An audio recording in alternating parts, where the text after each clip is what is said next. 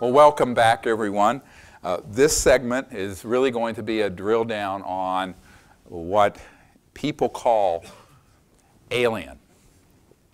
Now, what's interesting about this, and the reason I put alien in quotes, and you'll see the title is Contact and the Cosmos, a Framework of Understanding. This next 45 minutes or so is going to be a very deep look at that. How is the cosmos structured? How do you make contact? But most importantly, what kind of various phenomena is occurring that is all being called alien? Now, we live in a space age, and so people are going to put everything in the context of the world and the time they live in. As the Vedas say, the world is as you are. So many people have experienced various intelligences. Some are extraterrestrial, some are man-made, and some are from other dimensions. And how do you distinguish them? And that's why there are three broad categories here that I want to go through. The first one, and the word alien, which I never use, and here's why. It's too broad.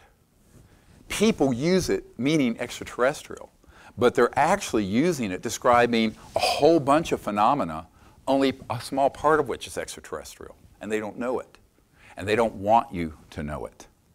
Discernment is key, and if you lack discernment, you can be fooled, and that's what this is all about. You have to attain discernment. So, under extraterrestrial, the first thing I have are TDIS, trans-dimensional interstellar extraterrestrial beings. That means civilizations from another physical planet who have physical bodies and physical starships that go from one star system to this one, but they're not doing it through a straight line space travel, like the space shuttle, because you have to go beyond the speed of light. And in the mid-90s, I wrote a paper called The Crossing Point of Light. And the reason I did is because most of what is in the cosmos is resonating at frequencies beyond the speed of light, electromagnetic energy, matter, or space-time as we think of it, i.e. other dimensions. When you are going from, let's say, the Andromeda galaxy, I'm going to show you a photograph of an ambassador from Andromeda who visited us at Joshua Tree National Park a few years ago. If you're going from there, which is 2.5 million light years from Earth, and if you're traveling at the speed of light, it'll take you how long to get here?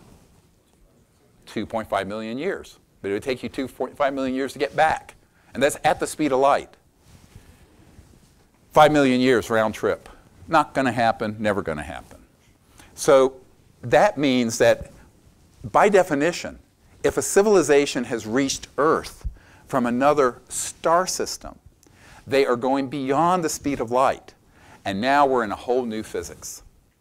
And this is the physics they do not want you to know about, that has been studied for the better part of a century, that deals with trans-dimensional or interdimensional systems. So you can take this object, well, a laser pointer, put an electromagnetic field around it in such a way that it will levitate, become almost massless. But if you click it a little bit further, in resonant frequency, it will disappear from visual space-time, and you can make it reappear at another point in space-time. I'm qualitatively trying to describe what's actually happening. Now, this began to be observed, Einstein called it the spooky effect, where the same particle could be in two places at once, resonantly. And he called it the spooky effect. It was spooky to him because he didn't understand it.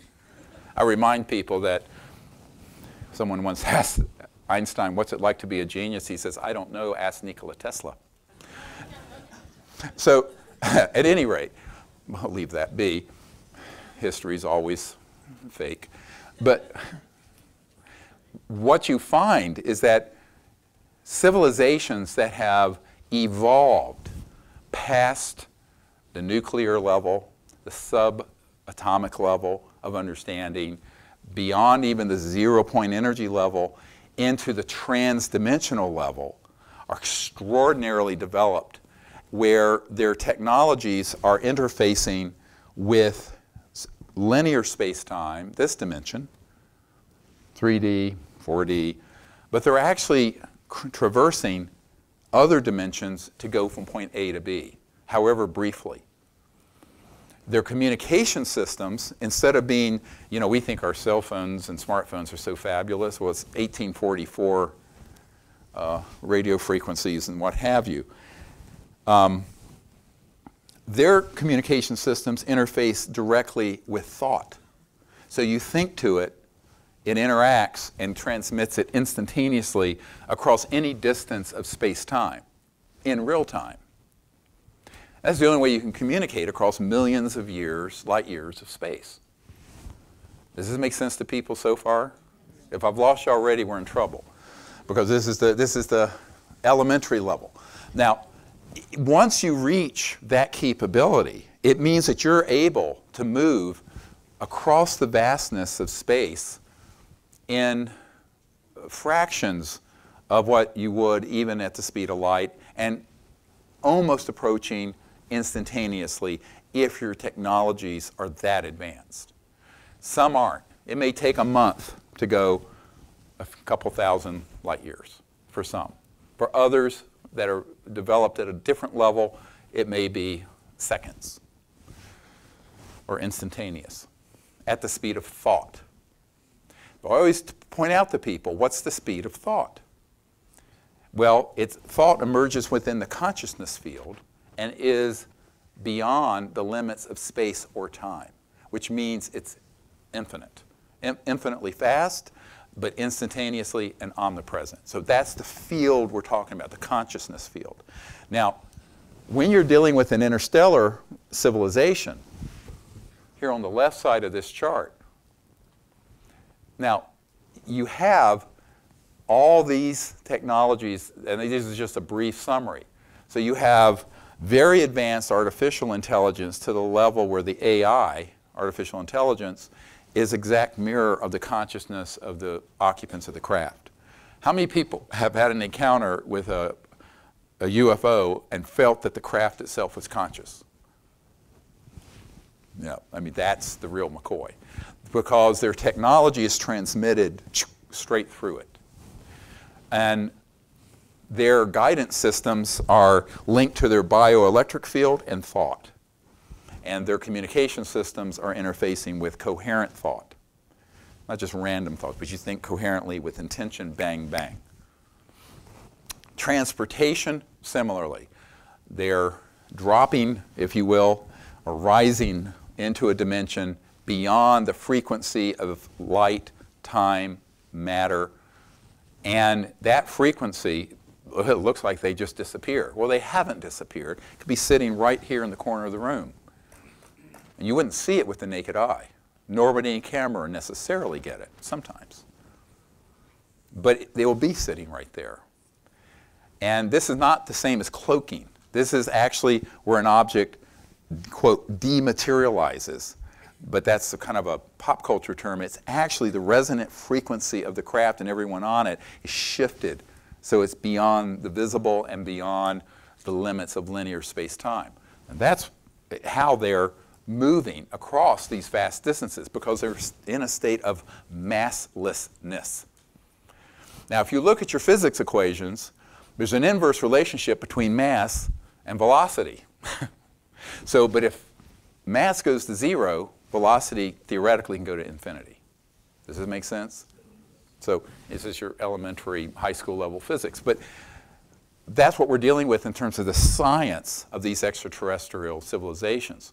And they have what I've called TAC and CAT, technology-assisted consciousness and consciousness-assisted technology, meaning that they have technology that assists their own consciousness in communicating, seeing what's been called remote viewing distant places. They also have consciousness that interfaces with the technologies. So it goes both directions because there's a virtually seamless integration between thought, mind, craft, and all of those technologies. This is why I opened this meeting today, saying that the big science of the next 1,000 years is going to be the science of consciousness. This presents a problem, as you will see if you look at this chart. Because look what else is up there in front of you. You have naturally occurring, not extraterrestrial, but interdimensional beings. And, you know, there are all kinds of, I'll give you one silly example of this. Anyone ever heard of a ghost? Well, I'm an emergency doctor, so I've had a little experience with some strange things in the ER at 3 and 4 in the morning. And doctors often have these experiences. They don't like to talk about it because they don't want to be ridiculed, because we're all still in kindergarten in our ego structures. We're afraid of being, oh, they're going to make fun of me. Oh, fuck that. So, grow up. So, excuse my language, but it is time for us to sort of like own this stuff. I was in the ER in North Carolina, and we had had a patient come in, terrible trauma case, and he died, intoxicated. It was a violent death, murder. And so we did what we could, can't do everything. He passed away. A few hours later, the whole ER gets quiet. No one's in there for one moment of peace, 3 or 4 in the morning. And I'm sitting in the center with the nurses, and we're just hanging out. All of a sudden, in the trauma room that he had passed away in, the EKG machine turns on, the IV pump turns on, the cabinets open, and all the junk, IV bags and stuff start hurling onto the floor. There's nobody in there. He was so mad.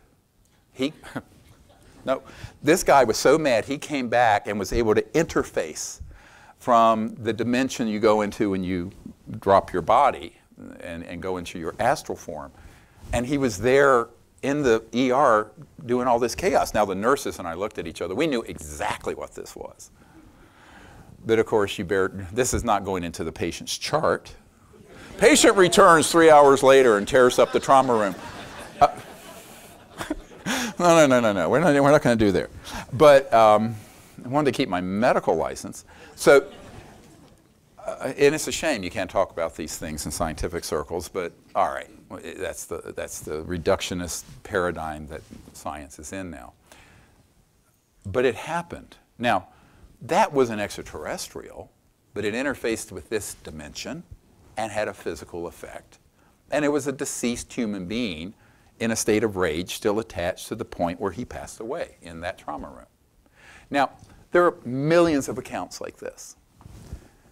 There are also dimensions where you have beings that are intelligent that were never in this dimension, but who are in those other dimensions, who can push into or affect or have manifestations in this dimension.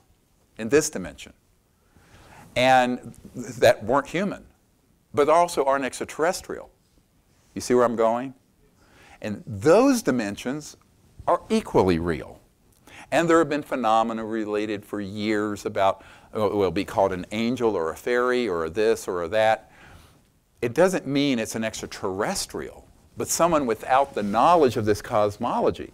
So you can have an ancestral spirit, you can have a poltergeist phenomenon, you can have intelligent beings who reside in astral dimensions, as they're called, that are the body of light that you have a lucid flying dream with. That's astral.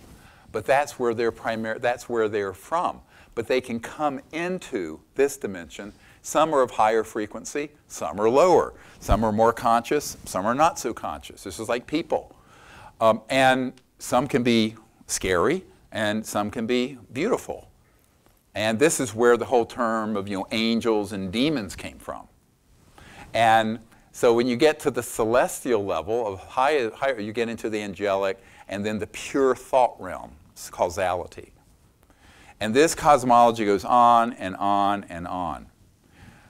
Now, all of these that are naturally occurring, I'm calling interdimensional, can have manifestations or phenomenon that look a lot like this, because these are crossing through dimensions to get into this time-space.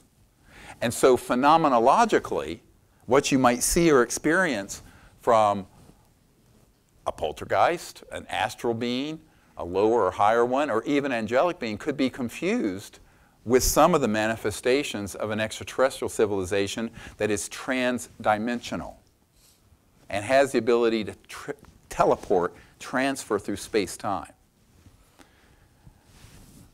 It's interesting to me how many people I've worked with in the intelligence community in advanced engineering systems who've had various experiences with this in experiments they've done, and they didn't understand the cosmology of what was happening in their laboratory.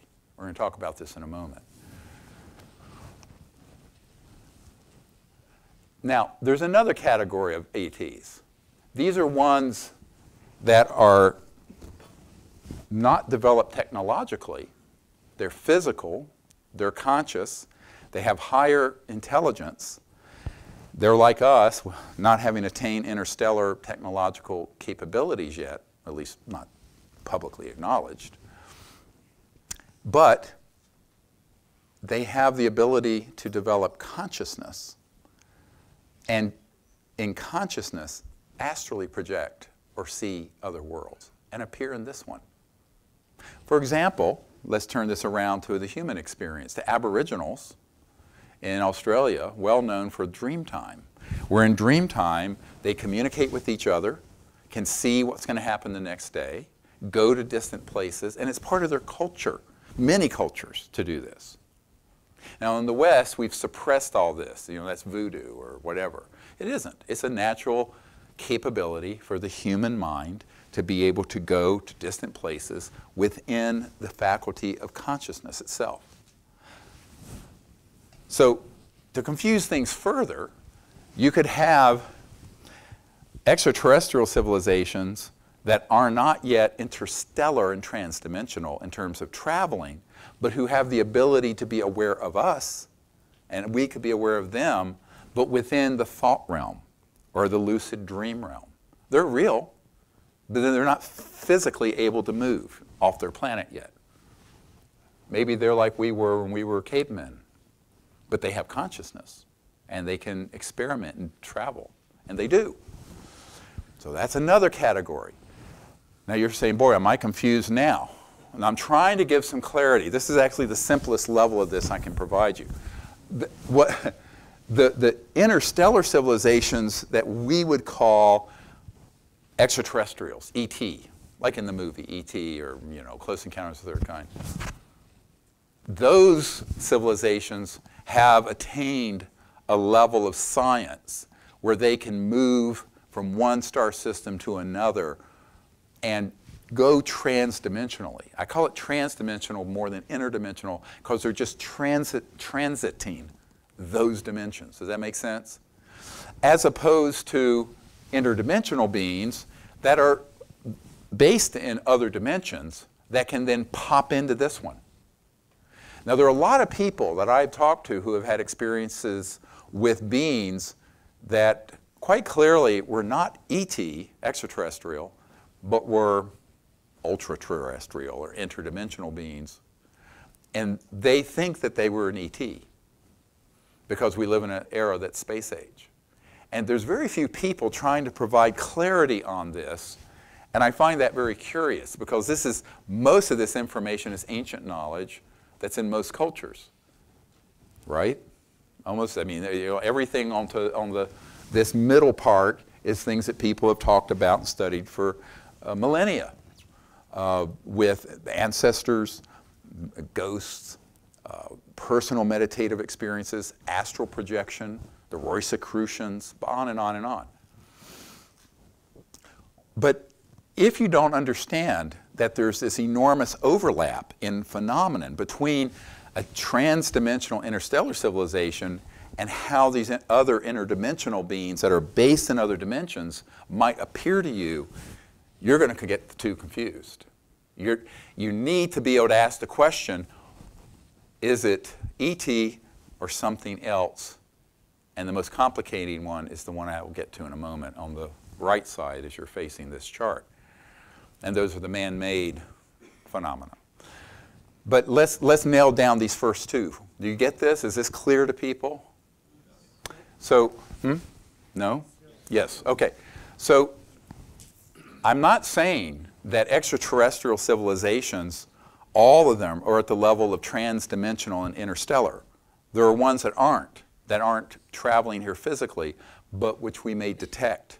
And they may be able to appear in a way that is non-corporeal. Or, if they're very advanced, physically, but they don't have a spaceship. Because that's one of the advanced Vedic siddhis, S-I-D-D-H-I-S, where you can materialize yourself at remote places.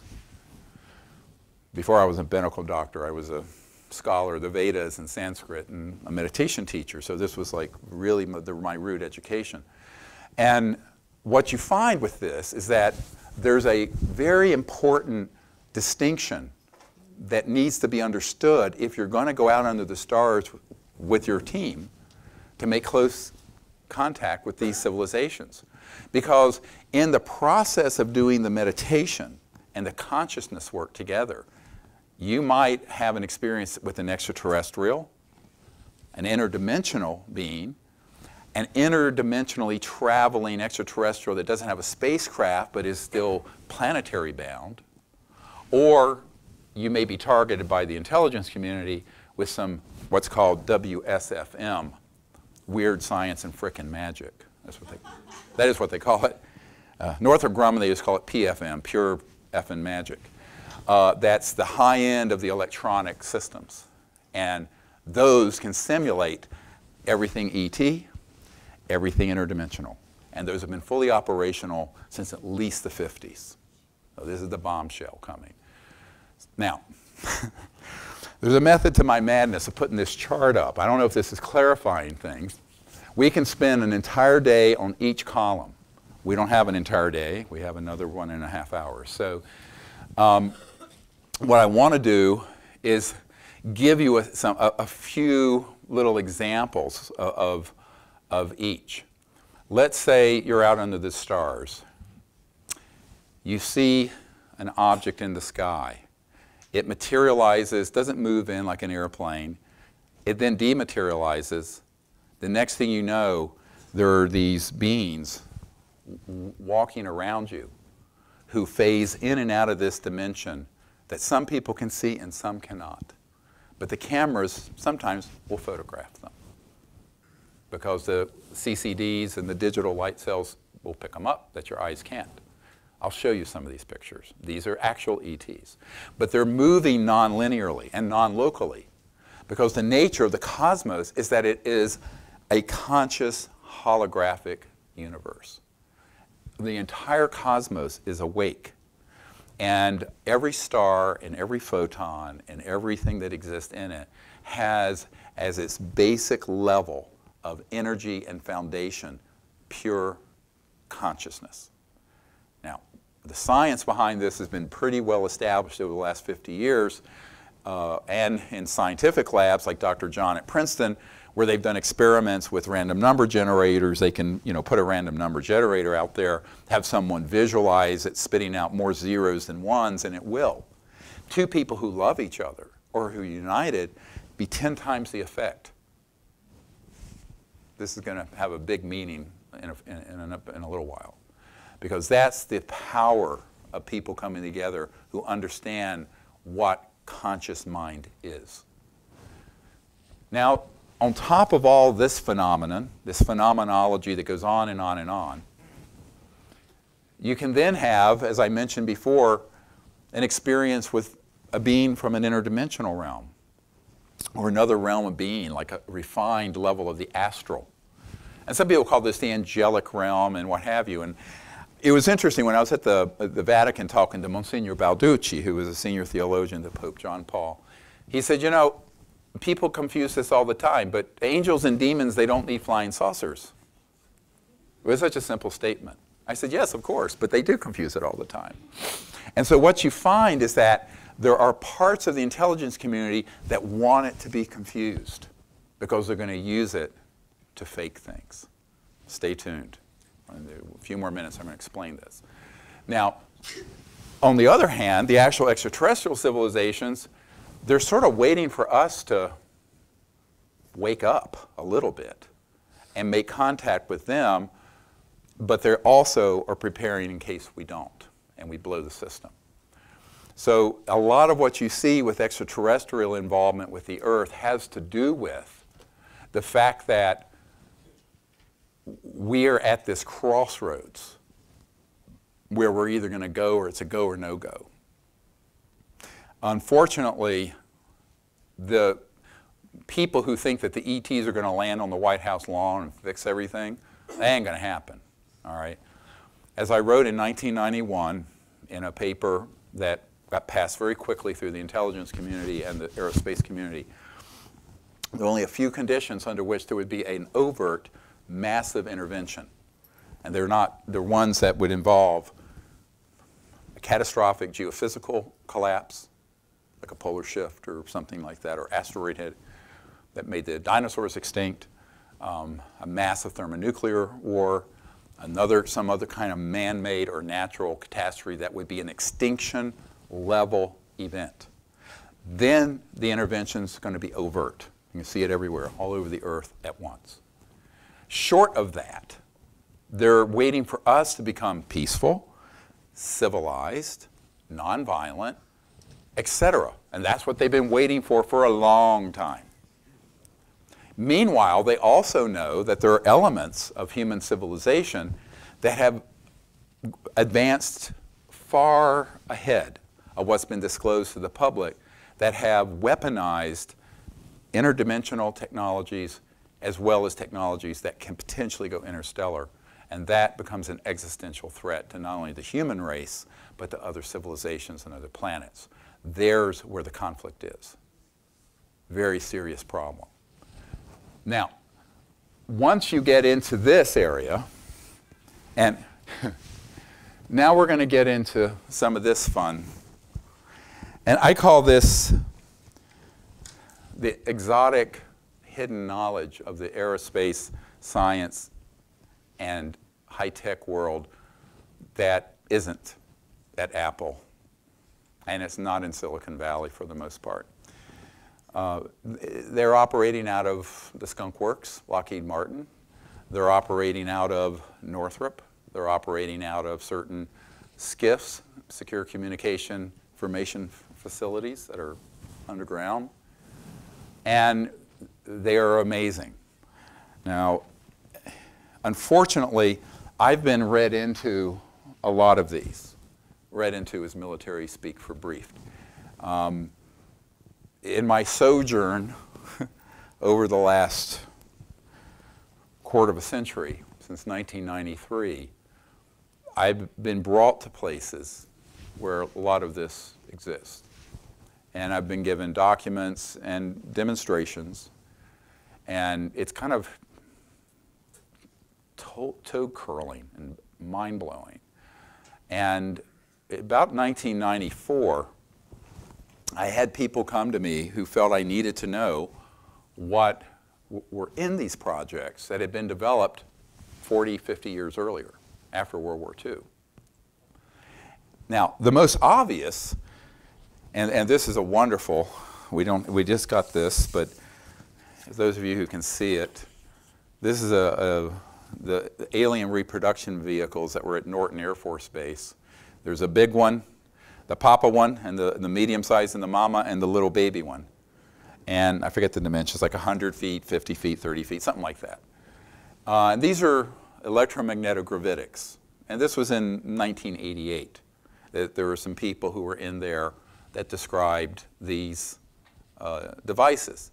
This was sort of like a museum. These had been around for a while. Because as I mentioned, the big breakthroughs in electromagnetic research were done between the late 1800s and the mid-50s. A man named Rick Foch, who I'd worked with for years, who was a senior scientist at the Naval Research Labs, had been in the vault, it's called, and seen documents where it described that we had mastered gravity control in October 1954. That was, you know, I was born in 55. I'm no spring chicken. So since most of us have been alive, we have not needed cars, jets, rockets, trains, ships on the ocean like we see, shuttles, space shuttles, centralized utilities, oil, gas, coal, nuclear power. All of it has been obsolete since before I was born.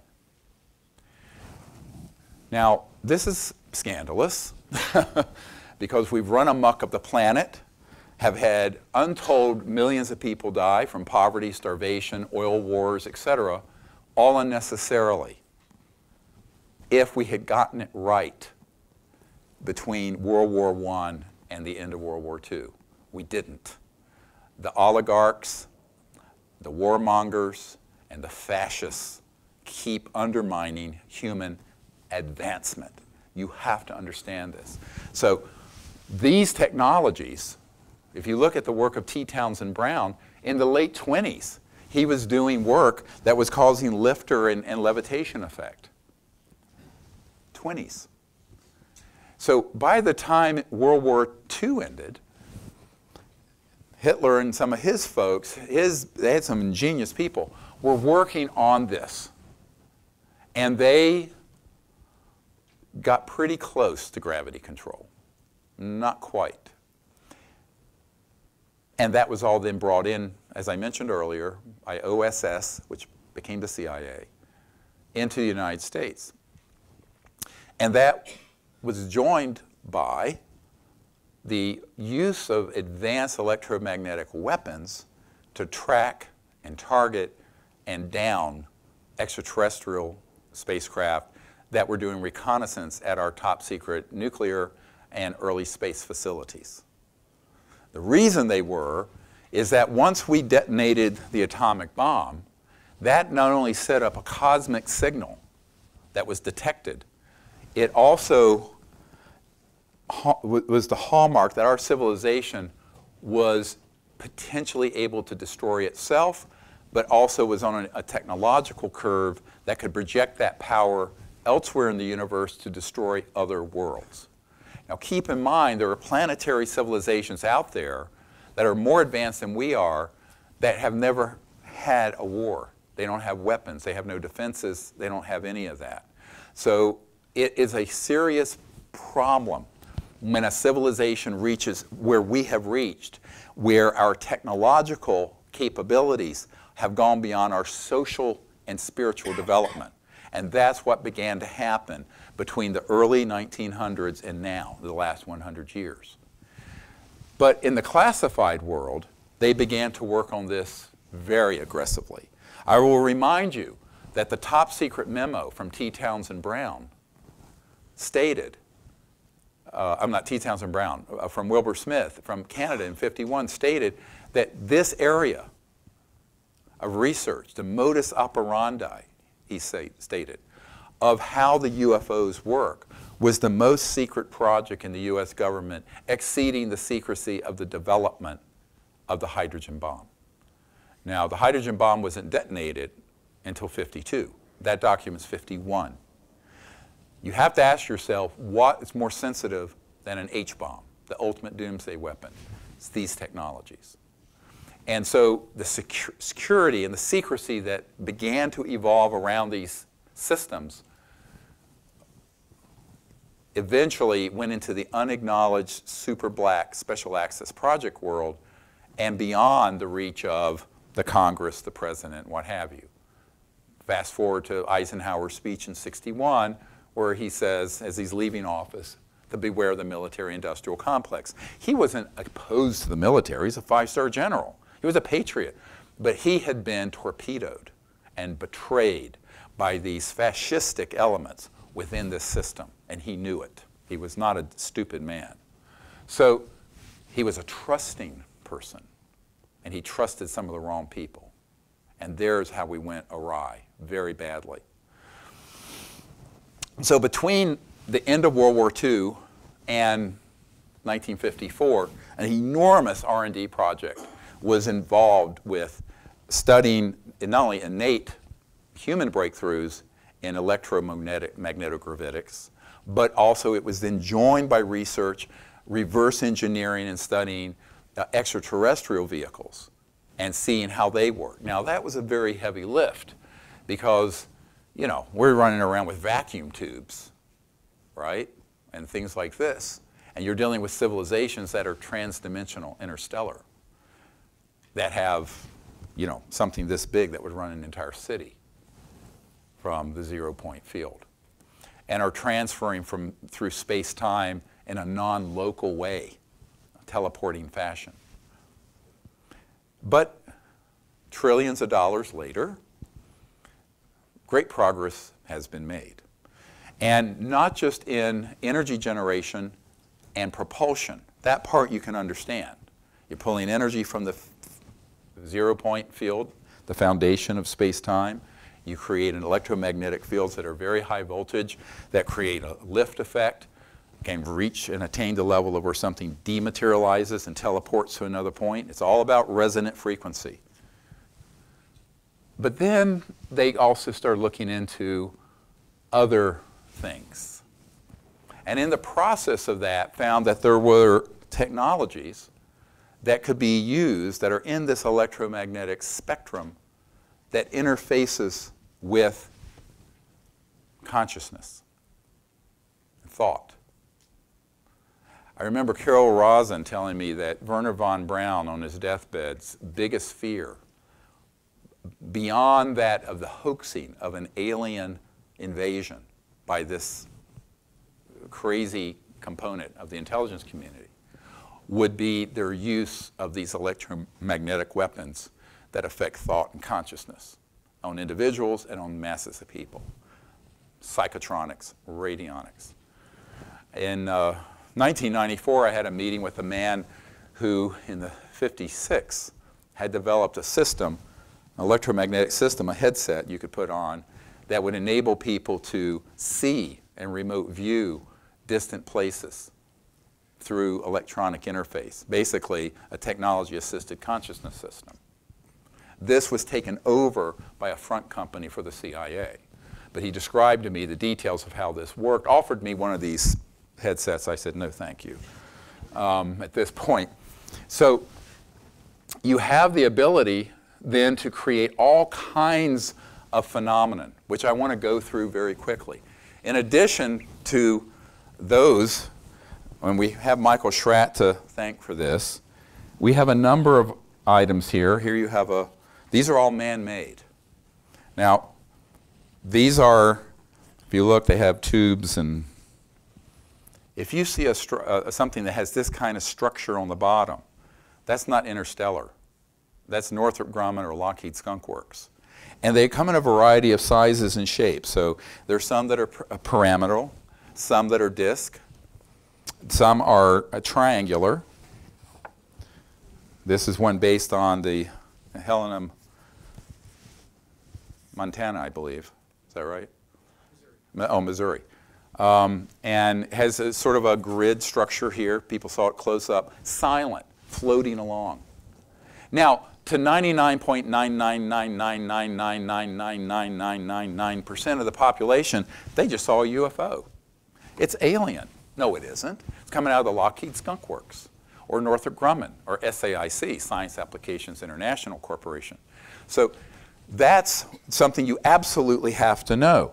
And you have others that look like, they're like a boomerang, and they have lights and structures on the underneath side. He's done a beautiful job in detail. I don't know how many of you can see it, but you're welcome to see these later. The point I'm making is almost every kind of platform, rectangular, triangular, chevron, disc, circular, that have a corollary in extraterrestrial devices that have been seen and tracked. They've experimented with and replicated in classified, unacknowledged special access projects. Now, these are highly classified, highly compartmented, and meaning that if you're not in that project, you're not going to know about it, and occasionally some information leaks out or gets out to us. And Michael Schrett's done a great job of collecting those. What I have found, and this was beginning in the early 90s, is that those systems have a corollary biologically. And this was interesting to me because the reason I was read into this project is because they knew I'm a medical doctor. And I began to look into it, and I discovered that there were a lot of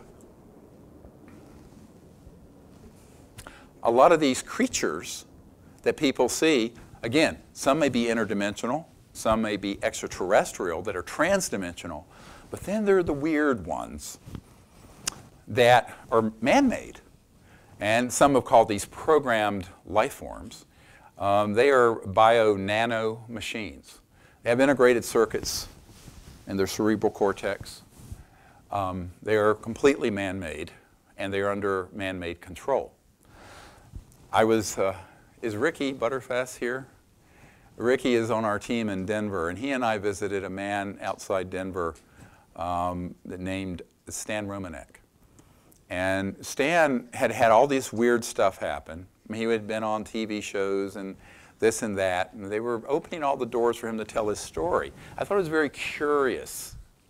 So we went to his home, and he played a recording of a voice and showed us a videotape. And this was gobbled up, apparently, by Disney, or one of the big studios, and black shelved. But we saw it. And Ricky, who is one of my assistants here, he saw it with me. And it's this, well, it looks like one of the Greys, totally man-made. And it's there walking like this, kind of stiff. And it comes into his kitchen. He has his camera on. A chemical canister is thrown. He didn't know this. It knocks him out, and the camera falls over. And the next day, he gets a phone call, because his father apparently had been in the military, from someone who knew this was going on, was just trying to give him a heads up. And they were using a synthesized voice that sounded like a British woman. And it was saying, Stan, that one that happened last night, that was one of the fake ones. It was one of the fake ones. And there was one of the investigators from MUFON there, and a couple other people, and Stan and his wife. And I said, yes, of course, that's one of the fake ones. They said, what does that mean? I said, oh, for God's sakes, this has been known for 40 years. These are the ones that are man-made, that the UFO subculture say are aliens. Well, they're alien. They're not extraterrestrial. Now you're getting really worried, because everything you think you know is true, that you think is true, is false. And it's part of a counterintelligence program. It's very, your tax dollars hard at work here, folks. So think about the ability to take the genetic material from a deceased extraterrestrial biological, grow it in a facility. Dolly the sheep wasn't the first cloned advanced life form. Put integrated circuits in and have it under the control of certain military commanders and special operations teams to engage in what I call here stagecraft, all right? And the stagecraft that you see at the top is a very sophisticated programming that involves man-made UFOs, electromagnetic warfare systems that interface with consciousness, chemical systems, and biologicals that look like aliens but are not. This is something that everyone worries about when they hear this, because they think, well, what part of everything that we're studying and out there on the internet and on the X-Files or on this conference and that conference or what have you is extraterrestrial, and what part of it's man-made? And how do you know the difference? Well, we just showed you, up close and personal, the ones that are man-made aren't that hard to figure out. At a distance, however, they're very hard to discern from an extraterrestrial vehicle, ETV. And you have to be able to have enough of this information when you're out under the stars making contact to have this in your differential analysis. In medicine, we call this differential diagnosis, right? If you have chest pain, if you're an idiot doctor, oh, that person has a heart attack. Well, it could be pleurisy. It could be a dissecting thoracic aneurysm. It could be dozens of things. So if you go to an incompetent physician, he'll just treat you having a heart attack and miss the thing that your aorta's blowing up. So you have to have enough knowledge. The reason this knowledge is essential for you is that all of you are going to be asked tonight to become ambassadors from Earth to these civilizations. You cannot do that if you're going to mush up all this together in one melting pot of undiscernible phenomena. It isn't possible. Does this make sense? So this is really, as far out as all this sounds, and as big of a bridge I'm trying to take you across, it is really the beginning level. This is what you should have known decades ago. I found when I was studying this that they also have the ability, if you go to some of the Skunk Works programs and some of the things they've done at Montauk. When I first heard this was about 93 or 4, from a man who had been in a really classified facility near Edwards Air Force Base, that they had electronics where they can hook you up and you can take you into another dimension, into the fourth ring of hell, if you want to call it that, and then materialize that creature 3D running around the lab. Now, some of these escaped at Montauk, and some of them have escaped other places. Those are not extraterrestrial, they're alien. Visualize technologies where that capability exists in the hands of sociopaths and psychopaths using trillions of dollars in money. That's what we're facing. I'm not trying to scare you, but I'm trying to wake you up. This is actually what the false flag isn't just going to be flying in one of those. It can also involve biologicals, psychotronic, electromagnetic materialization, on and on and on. Now, those systems are fully operational and have been for decades. In 1997, and actually Tony Craddock filmed these events in Washington, we were doing some briefings and invited members of Congress because I'd given up on the executive branch, the president. I'd been told by a very close friend of the president that he didn't want to pursue this issue because if he did, he would end up, quote unquote, like Jack Kennedy. So I said, well, what does that mean for me? And he said, well, it doesn't matter if you get killed. That's Washington. They don't have you. Welcome to Washington. So I said, okay, fine. So then I thought, well, maybe we could get a congressional committee or a chairman of a committee to hold open hearings. We invited them. Edgar Mitchell was there. A whole lot of people were there. The day after, I went and briefed the head of intelligence for the Joint Chiefs of Staff at the Pentagon. What was interesting is that a man who was supposed to be one of these dozen or so initial disclosure witnesses when we were still not doing this publicly, but it's Project Starlight, which was the code name for trying to get the government to do it so that I wouldn't have to. And so it would be official instead of unofficial, all right? I mean, because I'm trying to live in the rule of law and the democracy here. But so much for that. The government has collapsed and failed on anything important. So completely collapsed.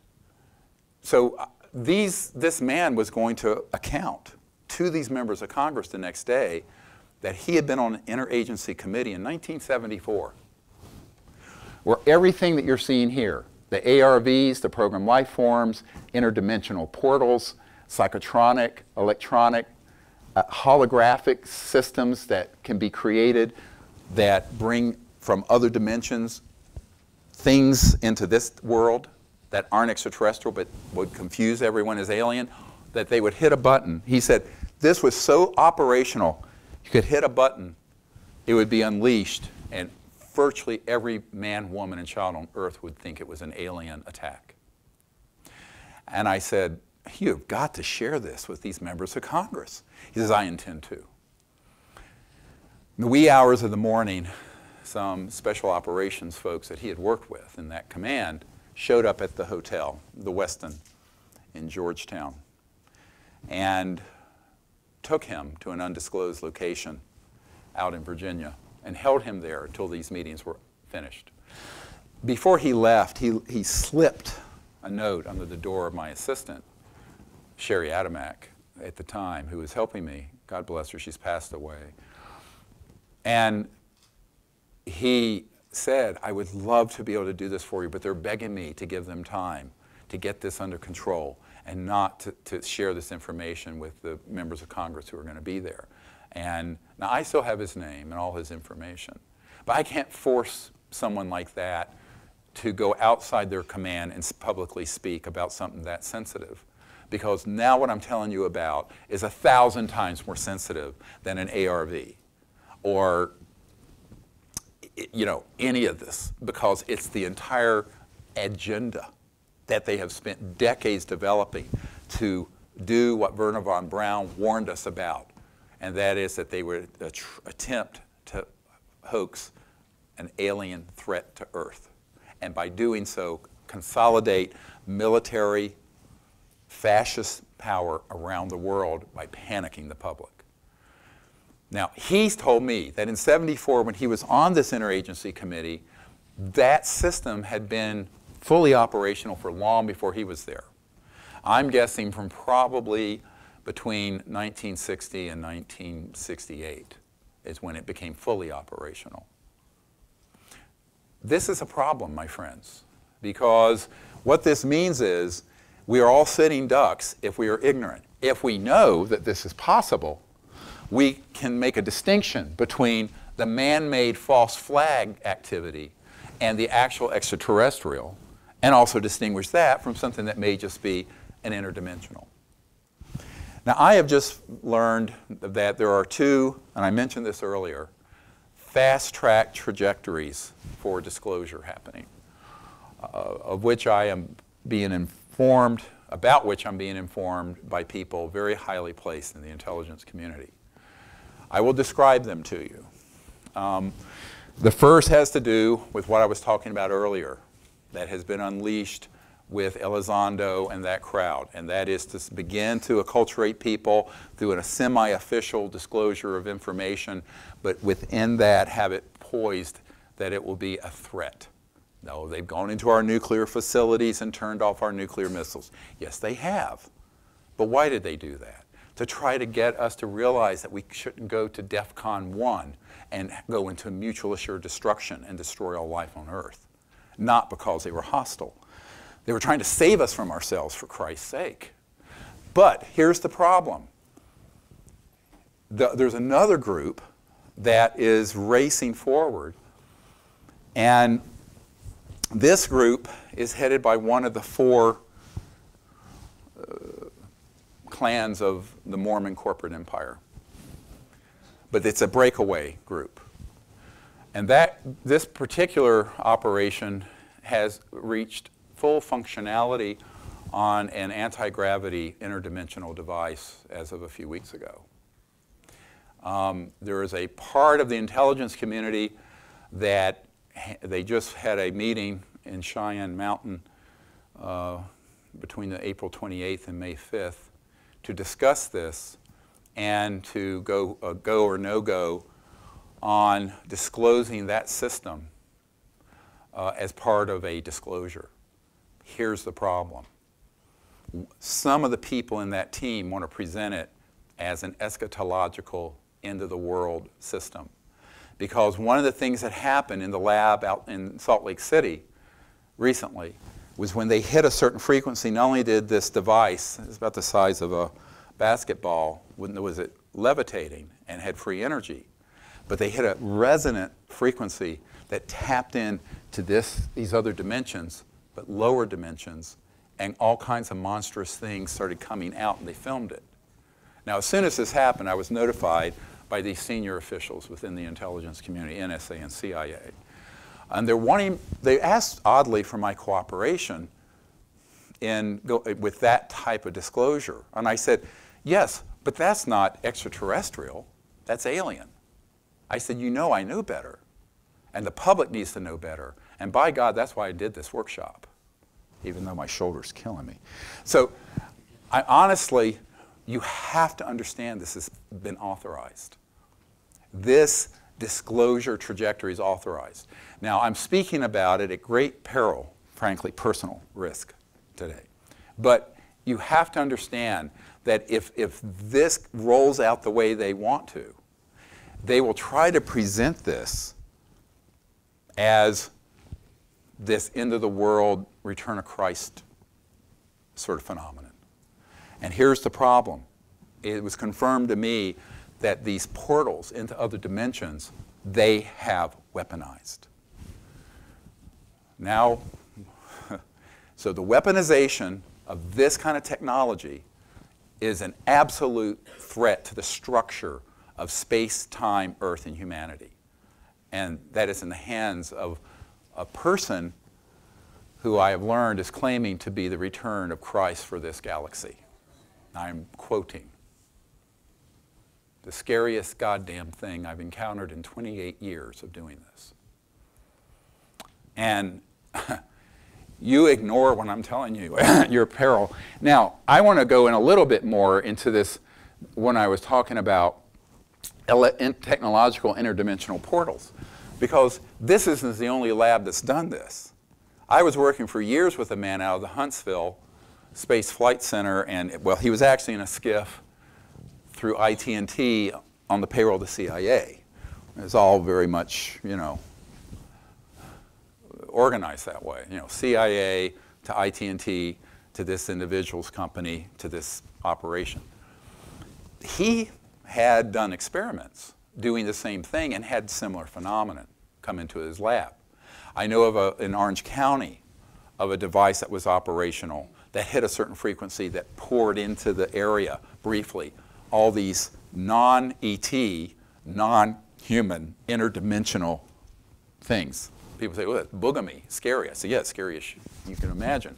But it's real. This is not Stranger Things or whatever the Netflix. This is the real part of that, okay? So when you have people who have that technological ability, but with an agenda to hoax Armageddon, or to present a false prophet, or to create Earth changes.